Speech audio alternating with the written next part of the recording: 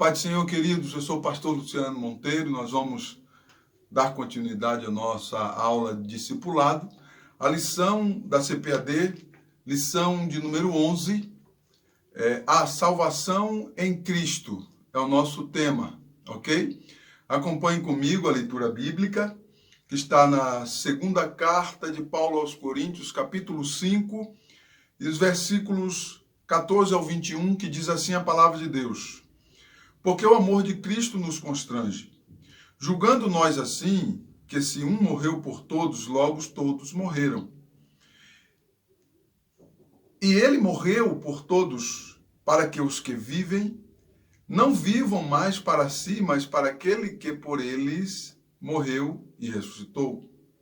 Assim que, daqui por diante, a ninguém conhecemos segundo a carne, e ainda que também tenhamos conhecido Cristo segundo a carne, contudo agora já não o conhecemos deste modo. Assim que se alguém está em Cristo, nova criatura é, as coisas velhas já passaram, eis que tudo se fez novo. E tudo isso provém de Deus, que nos reconciliou consigo mesmo por Jesus Cristo e nos deu o ministério da reconciliação. E isto é, Deus estava em Cristo reconciliando consigo o mundo, não lhes imputando os seus pecados, e pôs em nós a palavra da reconciliação. De sorte que somos embaixadores da parte de Cristo, como se Deus por nós rogasse. Rogamo-vos, pois, da parte de Cristo, para vos reconcilieis com Deus. Aquele que não conheceu o pecado, o fez pecado por nós, para que nele fôssemos feitos justiça de Deus. Ok? Esse é o nosso texto bíblico. A meditação aqui, a introdução, diz assim, é o versículo 14 ao 19 de João 3. É João, capítulo 3, versículos 14 ao 19. E como Moisés levantou a serpente no deserto, assim importa que o Filho do Homem seja levantado, para que todo aquele que nele crê não pereça, mas tenha a vida eterna. Porque Deus amou o mundo de tal maneira que deu o seu Filho unigênito, para que todo aquele que nele crê não pereça, mas tenha a vida eterna. Porque Deus enviou o seu Filho ao mundo, não para que condenasse o mundo, mas para que o mundo fosse salvo por ele. Quem crê nele não é condenado, mas quem não crê já está condenado. Portanto, não crê no nome do unigênito Filho de Deus. E a condenação é esta, que a luz veio ao mundo e os homens amaram mais as trevas do que a luz, porque as suas obras eram más. Ok? A salvação em Cristo Jesus é o nosso tema. A nossa introdução, eu destaquei alguns pontos aqui para a gente comentar, porque essa questão da salvação é uma coisa que é algo que a humanidade expressa isso, essa sede, esse desejo nos seus atos e nas suas atitudes, ok? Você vai analisar comigo que quando nós passamos a observar o cenário do mundo, a humanidade em que nós vivemos, nós observamos ao decorrer de tudo isso que está acontecendo, que está contido no ser humano esse desejo, né? Esse anseio por salvação, por uma vida melhor, por uma qualidade de vida melhor, né? Quando o ser humano ele se emprega em buscar uma qualidade de vida, buscar um melhor recurso, uma melhor situação, isso significa que ele está querendo adquirir algo melhor ou pensando, sonhando em algo melhor, ok? A salvação em Cristo Jesus está intrinsecamente ligado a isso.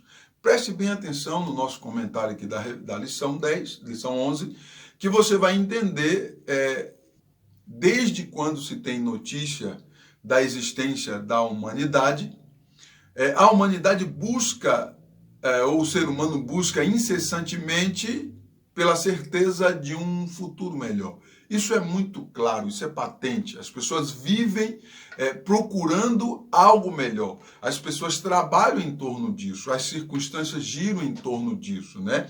A grande promessa do progresso, né, do desenvolvimento, é sempre trazer algo melhor para a humanidade, trazer um conforto, trazer algo melhor, entendeu? As pessoas vivem procurando isso.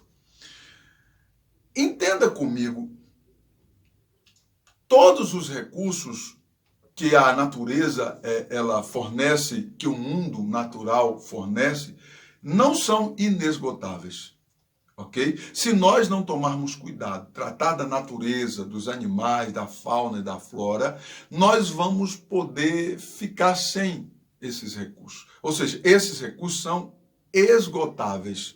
Ou nós passamos a cuidar disso para podermos usufruir e ter para amanhã, ou vamos ficar sem isso. Logo, quando nós imaginamos dentro desse contexto, dessa ótica material, logo chegamos à conclusão que todo o esforço do ser humano vai acabar em nada.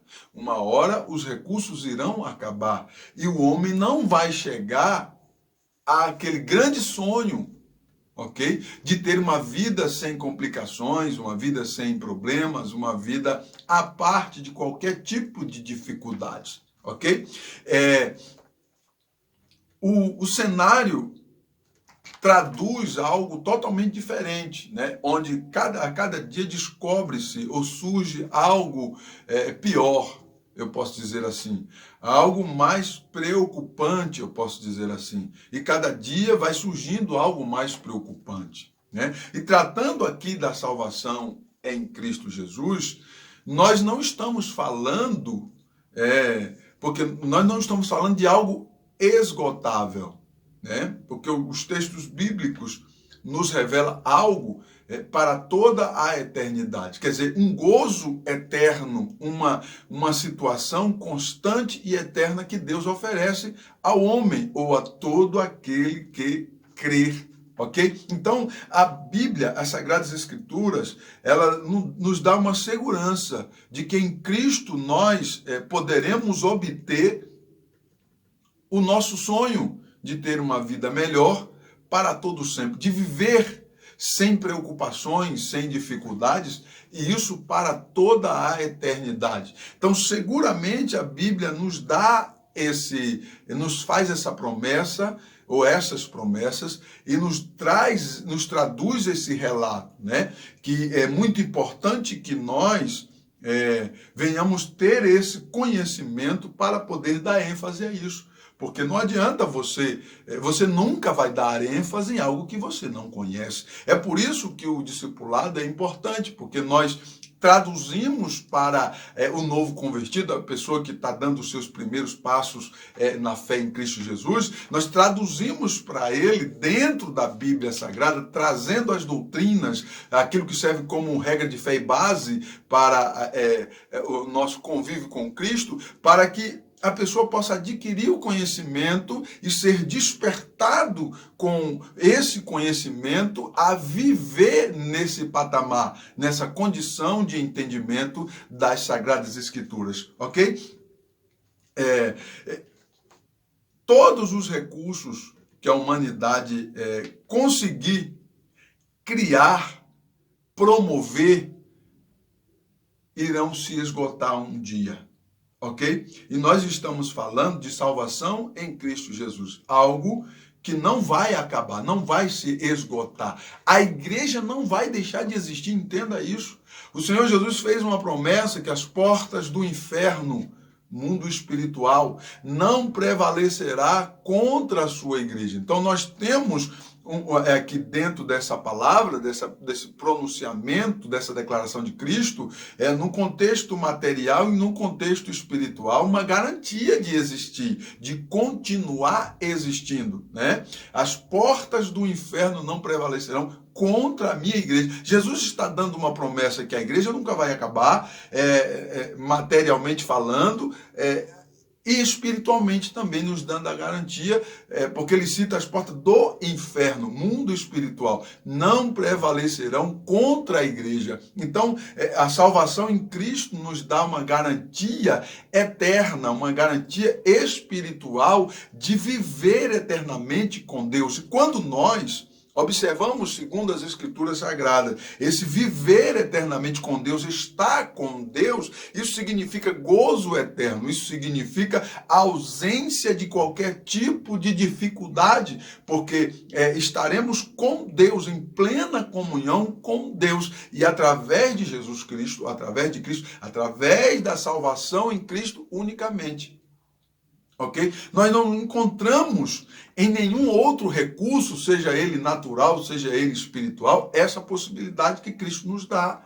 Por isso, a Bíblia enfaticamente nos esclarece que essa possibilidade nós só iremos encontrar em Cristo Jesus. Ok? Vamos ao resumo aqui da nossa lição, um comentário aqui, a introdução. Eu destaquei aqui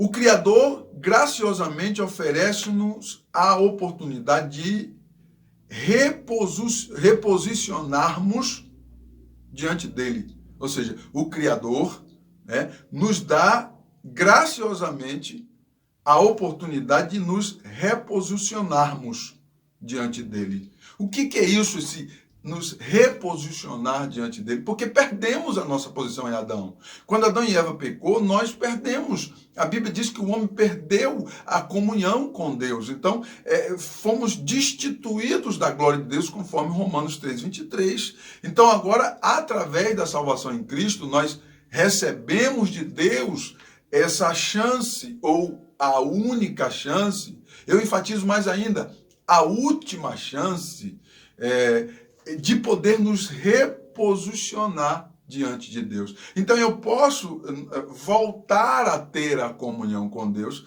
através de Cristo. Eu posso voltar a ter a minha posição novamente diante do Senhor através de Cristo. E isso é apenas através de Cristo. Entenda uma coisa, não é por você, não é pelas obras de alguém, não é porque alguém é bonzinho, não é porque alguém faz um monte de obras de caridade, etc. e tal. Não, é através de Cristo. A salvação que a Bíblia nos esclarece é através de Jesus Cristo.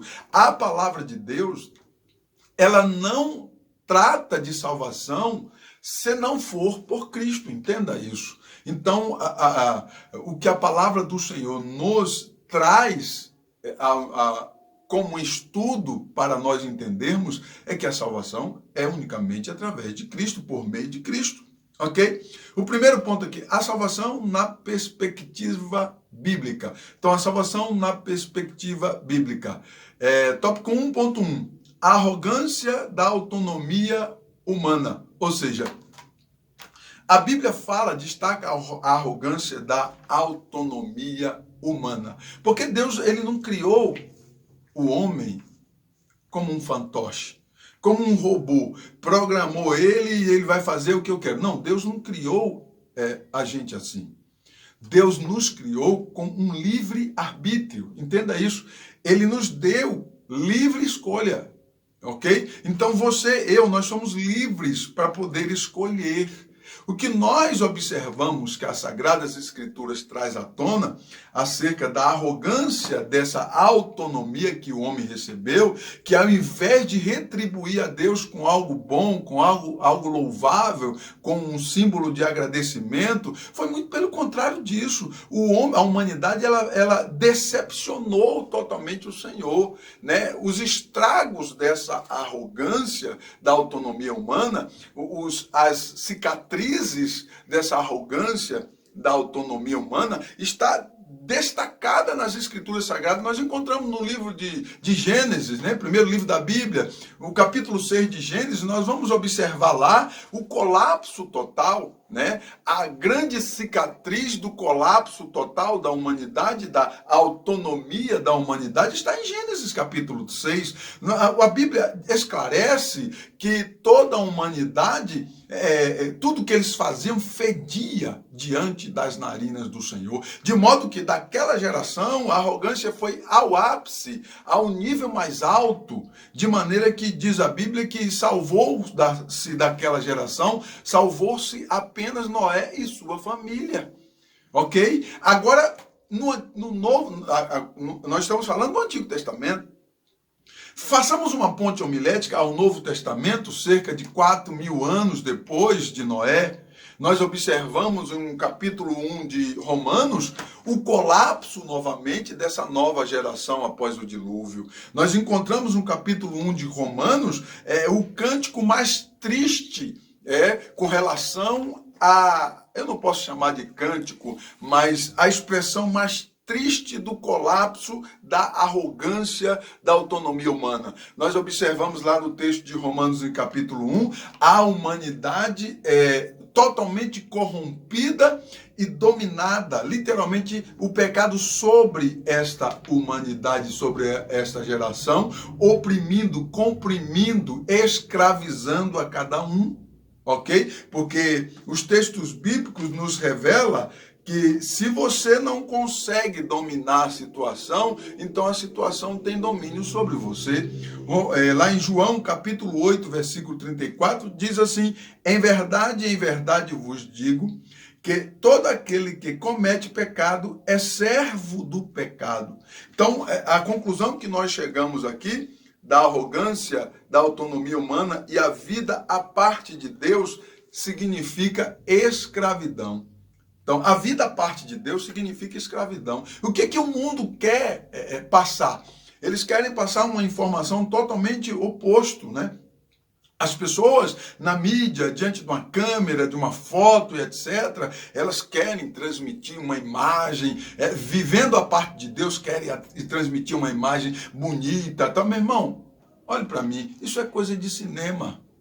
Ok? As escrituras sagradas, elas deixam muito claro acerca desse vazio existencial que há no ser humano. Então, o ser humano sem Deus, por mais que ele queira transmitir uma boa imagem, né, uma boa reputação, fica muito claro que a alma daquele ser, ela está sedenta, ela está vazia, né? Ela tem, na maioria das vezes, o seu vazio estampado na sua alma. Se você olhar bem nos olhos, você vai ver essa falta, esse vazio. Porque Jesus disse assim, tomai sobre vós o meu jugo, em Mateus 6:11, Mateus 11:33, tomai sobre vós o meu jugo e aprendei de mim, que sou manso e humilde de coração, porque o meu jugo é suave e meu fardo é leve, e encontrarei descanso para as vossas almas.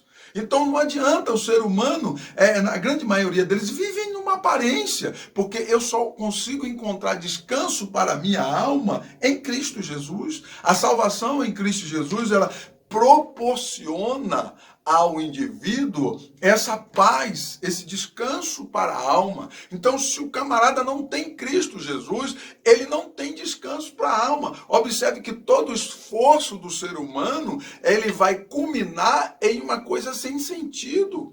É interessante que nós nos preocupamos em comprar um colchão bom, em comprar um bom travesseiro, para ter uma boa noite de sono, para descansar o corpo, né? Para ter uma boa noite de descanso para o corpo, não é isso? Mas e o descanso para a alma? Cadê que o ser humano, quando é que ele vai resolver a procurar um bom descanso para a sua alma? Esse bom descanso para a sua alma, você vai encontrar em Cristo Jesus. Não há possibilidade alguma de você encontrar o descanso para a tua alma em uma outra coisa, meu irmão. Não dá. As Sagradas Escrituras é muito claro. Jesus, ele disse, o meu fardo é leve, o meu jugo é suave.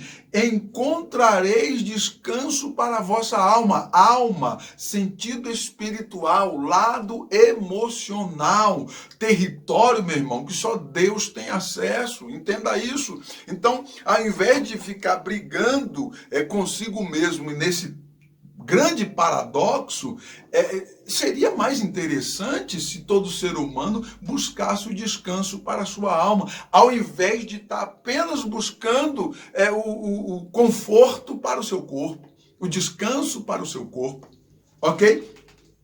Observe que a Bíblia é muito clara em afirmar que a vida sem Deus é escravidão. As coisas te escravizarão. Observe que o ser humano, em muitos deles, se colocam como gigantes, mas um cigarro escraviza o camarada. Se coloca como um grande personagem, mas uma bebida, enfim, umas coisas pequenas que escravizam o camarada, né? Porque o pecado, ele escraviza o homem, ok? E Cristo vem libertar o homem dessa escravidão. Né? A pessoa ela não vai admitir porque ela não conhece a fundo. Mas entenda uma coisa, o pecado, a função dele é matar, roubar e destruir, escravizar o homem. E nós observamos que cada dia mais a humanidade vem se afundando no pecado. Por quê? É muito fácil, porque o pecado é bom, porque o pecado traz satisfação. Entendeu? O pecado traz uma sensação boa, então por isso as pessoas pecam. Mas entenda uma coisa, nós precisamos cair em si. Não podemos viver como que por um efeito de droga o tempo todo. Não, nós precisamos parar para entender de onde viemos, para onde iremos, né? Que tipo de descanso espiritual que eu preciso para a minha alma? Onde encontrar isso? As Sagradas Escrituras nos dão ênfase, nos dá a instrução para que possamos entender que a salvação é apenas através de Cristo Jesus. O ponto 1, tópico 3, diz assim: o anseio humano e a salvação na perspectiva divina. A humanidade subjugada pelo mal, que parece existir desde sempre, tenta por si mesmo produzir a salvação, traduzida na desesperada busca de evitar a dor e aumentar o prazer. Então isso é fato, né? As pessoas vivem tentando isso, tentando produzir a salvação, ok? E o fim disso, nós sabemos. O texto conclui aqui do tópico 1, o ponto 3. E de tudo o que pela lei de Moisés não pudeste ser justificado, por ele é justificado todo aquele que crê. Atos capítulo 13, 38 e 39. Salvação, na perspectiva bíblica, é, portanto, divina e não é outra coisa senão a libertação da humanidade da escravidão do pecado. Você não vai conseguir fazer isso sozinho, meu irmão, entenda isso. A salvação, na perspectiva bíblica, é algo que você recebe de Deus, é um dom. O dom é presente. É uma graça é um favor imerecido que nós recebemos de Deus. Não adianta você procurar salvação, salvar a si mesmo sozinho, porque você não vai conseguir. Para isso, Cristo veio, né? Deus se tornou carne, se tornou homem e venceu a lei, que era o alto preço que nós tínhamos que pagar. O Senhor pagou esse alto preço que ele mesmo cobrou na cruz do Calvário. E isso, meu irmão, com alto preço até a morte, e a morte de cruz. E para isso, através disso, ele nos deu o direito, né, como filhos, através de Cristo, de poder receber essa tão grande salvação, ok? O segundo aqui, o paradoxo da salvação, a oferta divina diante do livre-arbítrio da humanidade, né? É evidente que a humanidade continuará buscando por suas próprias forças a melhor maneira de viver, sem contudo reconhecer que é preciso de orientação segura sobre a origem e o destino. É interessante, origem e destino, o texto diz. É interessante que as pessoas, elas correm atrás para buscar algo que não conhece, não entende a origem e também não entende o destino. Então, se você não entende a origem e o destino, aonde que você quer chegar?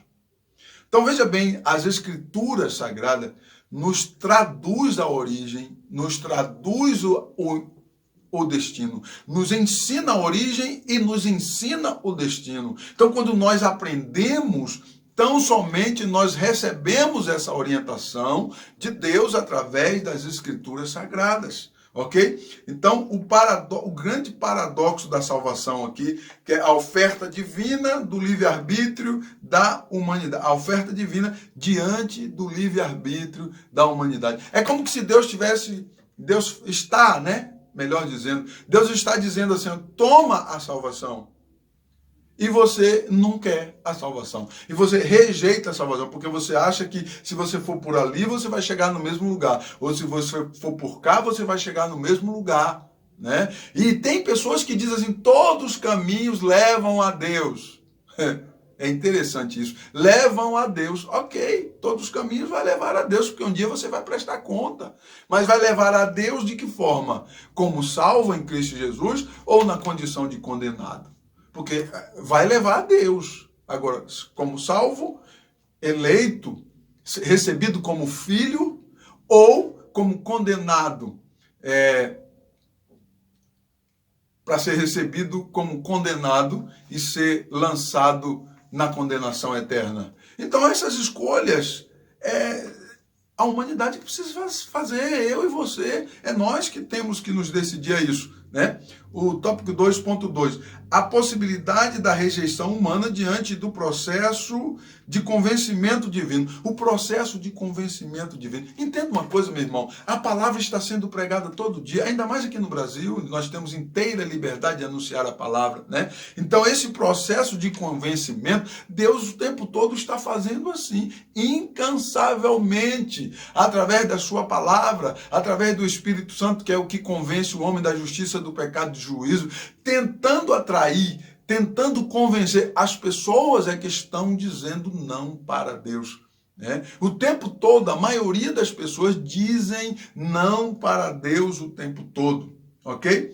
As desculpas para tal rejeição são as mais variadas possíveis e vão desde o apego às coisas materiais até a ganância do poder e da posição e etc. Então, as desculpas, é fato, elas são as mais variadas possíveis para poder se afastar de Deus. Hoje não dá, hoje eu não posso, um dia eu vou, Deus vai tocar no meu coração, um dia Deus vai tocar no meu coração, eu tenho certeza que vai. Hoje eu não posso ir, amanhã eu vou, eu tenho um compromisso. Enfim, meu irmão, as pessoas dão as desculpas mais variadas possíveis para não buscar a Deus. No entanto, para as coisas materiais, né, elas se inclinam muito mais facilmente. É um efeito dominó. O caráter paradoxal da salvação na perspectiva divina. Esse caráter paradoxal na salvação, na perspectiva divina, é que nós precisamos entender que Jesus diz assim, aquele que perder a sua vida por amor a mim, achá-la-á. Ou seja, no momento em que você dedica a sua vida para Deus, você consegue a vida eterna, a salvação em Cristo Jesus. Mas eu não quero abrir mão da minha vida. Meu irmão, se você não quer abrir mão da sua vida, entenda uma coisa, você está abrindo mão da salvação. Quando eu não abro mão da minha própria vida, do meu querer, dos meus anseios, dos meus próprios desejos, eu abro mão da salvação. Agora, à medida que eu tenho a salvação em Cristo como minha prioridade, as outras demais coisas eu vou participar até certo limite sem problema nenhum. Paulo diz assim, todas as coisas me são lícitas, Óbvio que nem tudo me convém, mas tudo me é lícito. Aí Paulo diz assim, eu não me deixarei dominar por nenhuma delas. Eu não serei escravo delas, mas elas me são lícitas. Entendeu? Isso é liberdade em Cristo. Isso é salvação em Cristo. Isso é o cântico da vitória, eu posso enfatizar aqui, daquele crente salvo verdadeiramente, né? Porque tudo me é lícito, mas eu não sou escravo de nenhuma delas. Portanto, eu faço livre, eu tenho liberdade em Cristo Jesus para poder estar no meio dessa geração corrompida e perversa e não deixar com que isso venha me contaminar. Você está entendendo? A salvação em Cristo Jesus nos traz essa instrução, né? O terceiro ponto, a manifestação do amor de Deus pela humanidade. Isso aqui não dá para escrever. Né? O que nós pagamos para receber a salvação? Nada. Somos miseráveis, pobres, cego e nu. Você entende uma coisa? Não pagamos nada. Então Deus nos deu a salvação. Ele cobrou o preço através da lei. Ele mesmo se fez homem, se fez carne, habitou entre nós e pagou o preço que ele mesmo cobrou, cumprindo a lei. E estabeleceu uma nova aliança no seu próprio sangue. Eis que vos estabeleço uma nova aliança no meu sangue. Então, nós recebemos uma nova chance, ou a única chance, em Cristo de sermos salvos. Né? Essa oferta representa o grande amor de Deus pela humanidade. Ainda tem pessoas que se sentem totalmente isoladas, de que Deus não me ama, Deus não me vê. Meu irmão, entenda uma coisa, Deus pagou um preço que, juntando toda a humanidade, os que morreram, os que estão vivos, não teria condição de pagar. E Deus pagou por nós o preço de se cumprir a lei, 613 mandamentos, que foram exigidos por Deus. Entenda uma coisa, de Moisés até Cristo ninguém cumpriu, todos estávamos condenados a eternidade sem Deus. O Senhor providenciou essa graça, essa provisão da salvação em Cristo Jesus. Então isso é a maior demonstração de Deus, do amor de Deus para conosco. Né? O terceiro tópico, ponto 2, diz assim, Deus estava em Cristo reconciliando o mundo, e o próximo, Deus concedeu-nos a palavra da reconciliação. Aqui eu finalizo aqui o meu comentário. Né? Nós recebemos tudo de graça, sem pagar e também sem ter condição alguma de pagar. Ou nos deu isso, não somos merecedores, nem eu e nem você. Aí o texto finaliza dizendo, ele nos deu a palavra da reconciliação. Agora o que eu tenho que fazer como servo de Deus? Agora eu tenho que mostrar para as outras pessoas, né? Fazer com que elas venham buscar também essa reconciliação. Eu tenho que passar isso para frente. A mensagem aqui é essa, meu irmão. Você recebe de Deus agora, você foi restaurado, renovado, ganhou uma nova vida em Cristo. Agora nós somos, por obrigação como servos, passar isso para frente, para que outras pessoas também possam receber essa tão grande salvação e essa reconciliação com Deus. Ok? Deus abençoe a tua vida grandemente. Eu espero, com esse breve comentário, ter ajudado você a tirar suas dúvidas, tá bom? Inscreva-se no meu canal. Qualquer dúvida, escreve aí, pergunta. Se tem algum tema que você quer, nós estaremos comentando. Né? Inclusive, algumas pessoas me pediram para fazer o comentário sobre essa lição 11 e nós estamos aqui nos disponibilizando a isso. Inscreva-se no meu canal, em nome do Senhor Jesus, e compartilhe o vídeo para que outras pessoas também possam ter acesso e serem abençoados pelo mesmo, ok? Eu te aguardo então no próximo vídeo. Deus te abençoe, em nome do Senhor Jesus.